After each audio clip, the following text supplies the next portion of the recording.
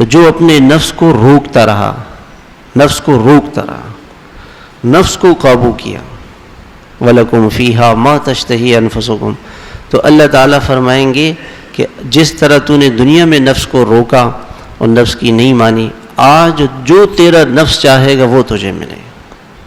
تیری منمانی زندگی ہوگی، تیری مرضی کی زندگی ہوگی، تیری پسند کی زندگی ہوگی۔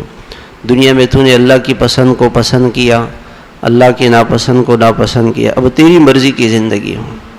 وَلَكُمْ فِيهَا مَا تَدَّعُونَ، اور آج جو مطالبہ کرو گے وہ ملے گا، چونکہ تم نے اللہ کے مطالبے پہ آنکھیں جھکا دی تھی، اب اللہ کے مطالبے پہ زبان کو قابو کیا تھا، اللہ کے مطالبے پہ حیا اور پاک دامنی کی زندگی گزاری تھی، اس لیے آج تم کو جو تم مانگو گے وہ ملے گا۔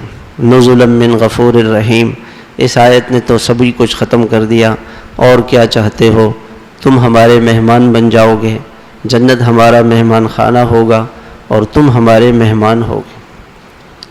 ایک تو یہ ہے کہ آدمی کسی مہمان کو، یہ جو عرب ہیں، عرب ان کے دستور ہے کہ یہ مہمان جب آتا ہے نا تو میزبان چاہے بادشاہ کیوں نہ ہو، شہزادہ کیوں نہ ہو، وہ خود ہاتھ دھلاتا ہے۔ مولانا سلیم اللہ خان صاحب دامت برکاتہم کے بیٹے نے فرمایا کہ حرم کے امام نے، بیت اللہ کے امام نے ہماری دعوت کی اور خود انہوں نے کہا کہ ہم آپ کے ہاتھ دھلائیں گے۔ ہم نے کہا یہ تو نہیں ہو سکتا، امام حرم وہ ہمارے ہاتھ دھلائے، کہ پھر اس پر راضی ہوئے کہ چلو ہمارا بیٹا ہاتھ دھلائے گا، اور بیٹا بھی امام حرم تھا، اس بیٹے نے ہمارے ہاتھ دھلائے۔ تو اللہ جل شانہ جنت میں خود مہمانی کریں گے۔